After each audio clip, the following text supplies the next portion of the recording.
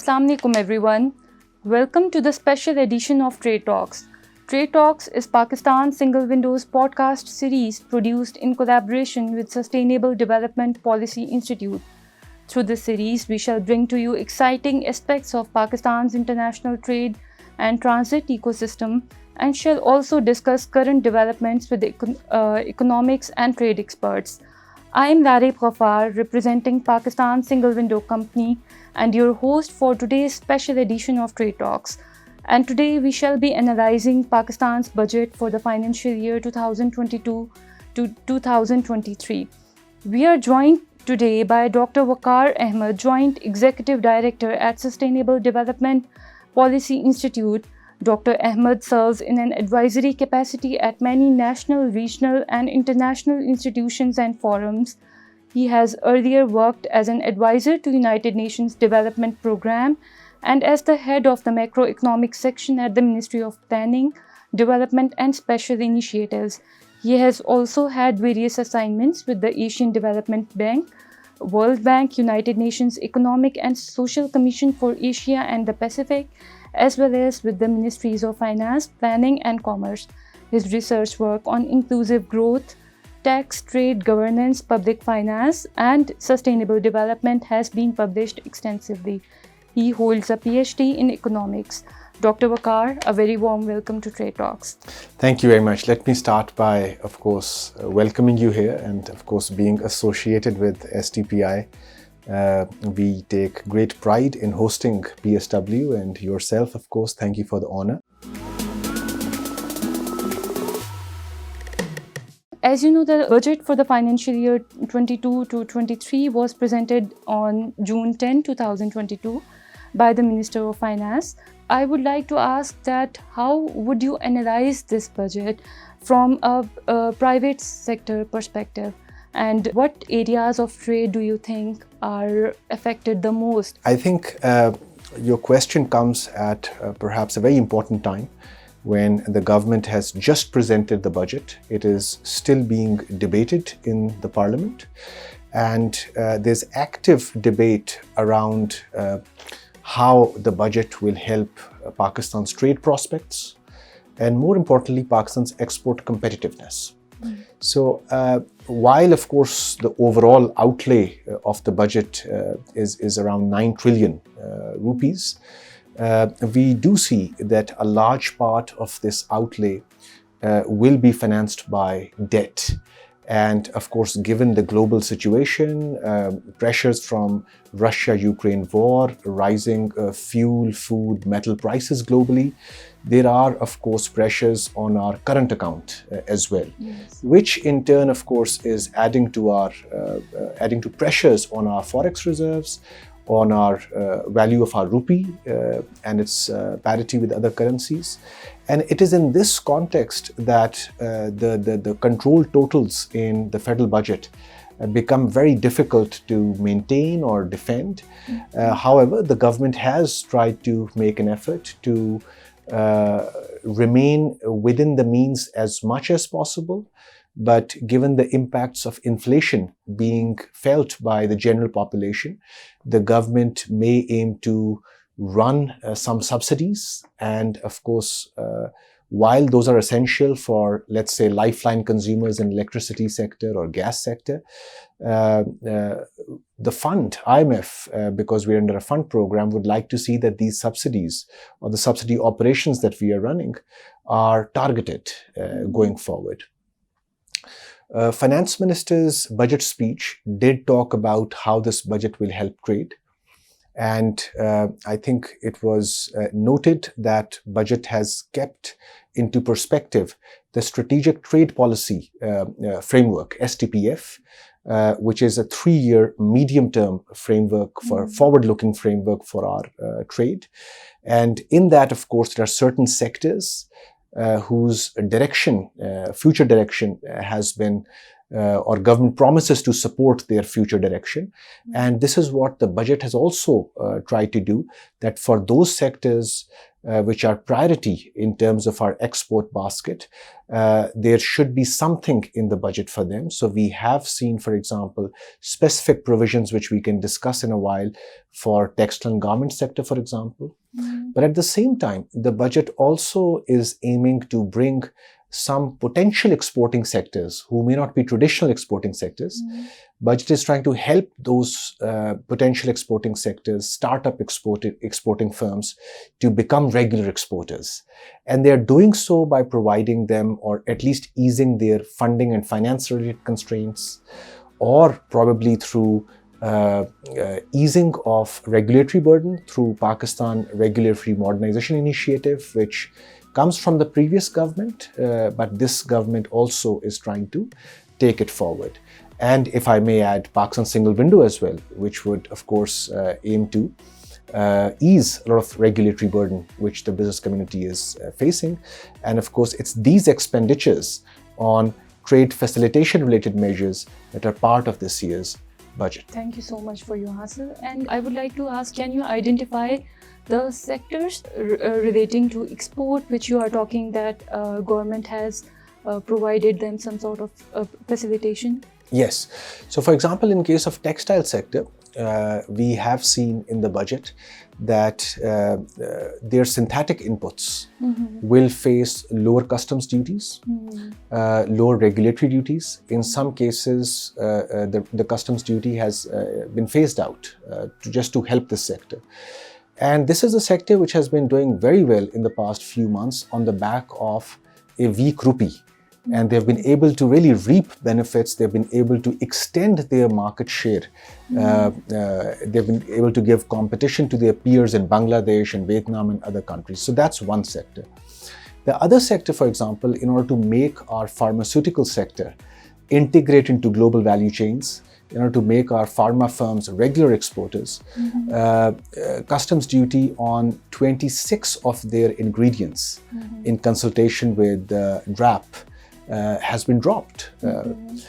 Likewise, we are also noticing that in case of chemical sector, in case of light engineering, plus to aid the construction industry, we have seen rationalization of customs duty or para-tariffs. And all in all, I think the intent is that in times like these, when the overall cost of doing business is increasing, not just in Pakistan, but globally, how is it that tax and tariff policy can help these sectors going forward?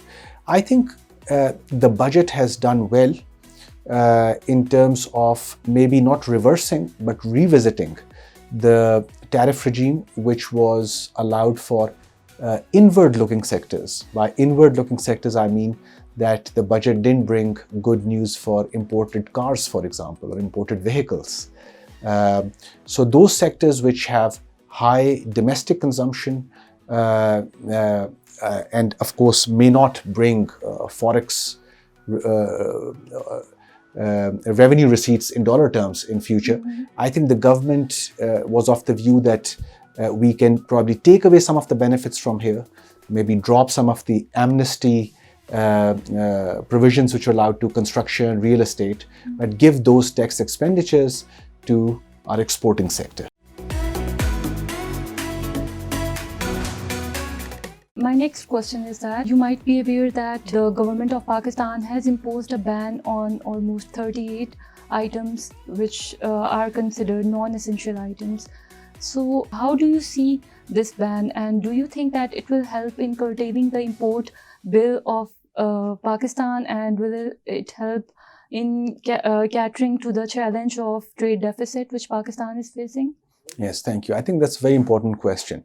So there are two answers to this. One is that if the government is trying to set the tone, that what kind of consumption pattern they want to see in the society, and they want to have this moral position which they would like to advocate that people or society should live within their means, then of course it is justified. It makes sense that in times like these, when we have depletion, fast depletion in our foreign exchange reserves, maybe it's time that one has to live within their means, and maybe hard brakes have to be applied to the imports or the forex, which is being which has seen draining out, of course.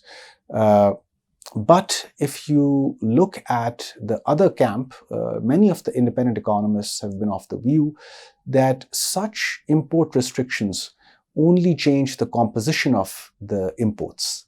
They may not lead to a sustained or let's say sustainable decline in the import value of our imports, for example. And of course, this camp also has some value to the argument, because if you look at our trade data, the imported value of these luxury items is fairly low. I'm not saying that, of course, we should allow liberal imports and run large debt and borrowing to finance those imports, but still the value is less, basically. Over time, one needs to, of course, focus more on the structure of imports so that such hard breaks to imports can be avoided. Because if you continue to stop or self-define imports as luxuries, you would easily be facing the WTO, who has very clear directions about what kind of import controls you can and cannot impose.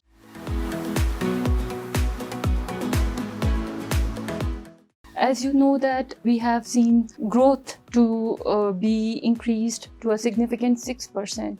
So on the other hand, we have seen a rise in inflation. So what is your take on that? No, I think you're absolutely right. I think last year, if you look at the budget, it gave several, of course, tax breaks, amnesties to certain sectors, and those sectors responded. In terms of sectors which are able to export, for example, they benefited from a weakening of rupee, plus, of course, the fact that markets were opening up after COVID-19. And given that Pakistan had opened much more quickly, it was able to gain some market share in some of the sectors. In some sectors, for example, exports rebounded, for example, the case of rice.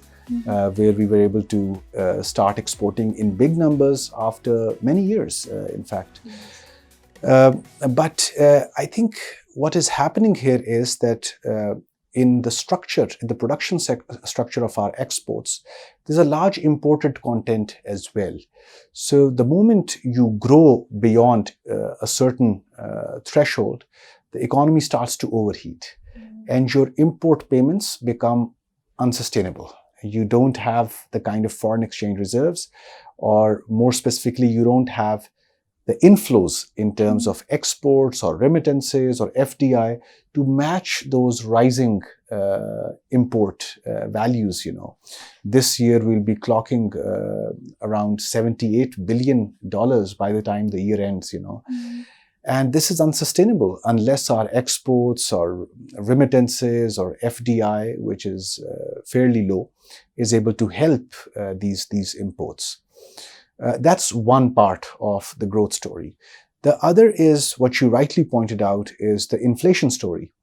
Now, inflation had two main, of course, factors pushing it. One was external, given that, of course, we import a lot of our raw materials, food, which are also used as essential items.